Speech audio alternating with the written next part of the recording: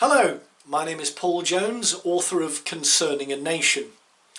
I recently uploaded a video called The Caliphate is Not the Fourth Empire. In that video I explained that Bible prophecy has been perverted by people who wish to make it fit the geopolitical obsessions of the day. Today's obsession is with Islam, and Bible passages are being misused in order to prove that Islam provides the basis of the final end-time empires. Now, I don't doubt for 1 minute that a confrontation with Iran may happen, and that it could ignite a conflagration which will bring down the United States and possibly the world economy. But it will have nothing to do with Ezekiel 38, which takes place after the millennium, and like all end-time wars, pre or post-millennial, will be fought with ancient technology. Another misconception which arose from the American terror of communism in the 50s and 60s was the belief that a huge army of 200 million was going to come from China, or perhaps Asia as a whole, the Red Army. And yes, I am aware that the number is actually myriads and means uncountable, but for now we'll use that specific number. This error is based on the merging of two Bible passages which have nothing whatsoever to do with each other apart from the fact that they both contain the name of the river Euphrates. They've been joined together in the same way that a louche car dealer welds together two halves of wrecked automobiles. The first passage is in Revelation 9 and describes the events which follow the sixth trumpet. 4 angels are released from the Euphrates and unleash a gigantic demonic army riding horses with lions' heads and serpents' tails. They must have some pretty fancy horses in China. Remember, as I outlined in my book, Revelation is completely chronological. The first passage takes place before the apogee of the beast, not before his appearance, but before the height of his power.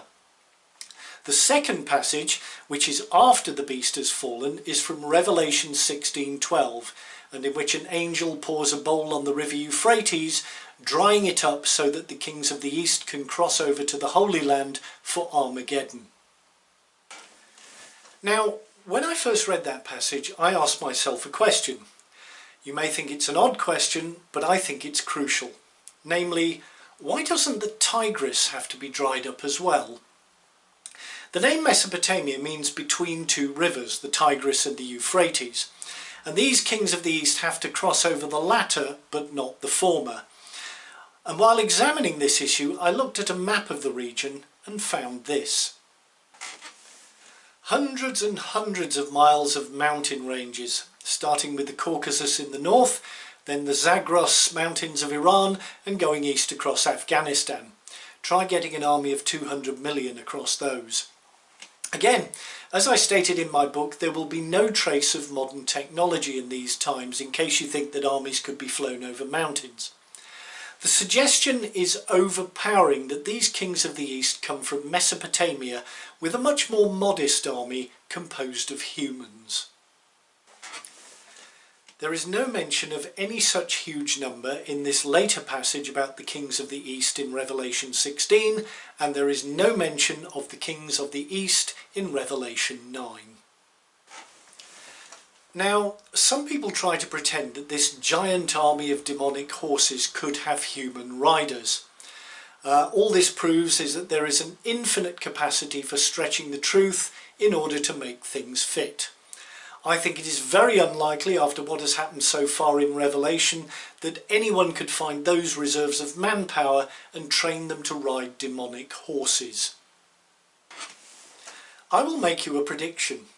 As we move away from our obsessions with the Roman Empire, the Roman Catholic Church, Nazism, communism, the World Bank, the United Nations and the European Union onto Islam, I suspect that these non-existent eastern hordes will soon become Islamic armies from Pakistan, Afghanistan and northern India.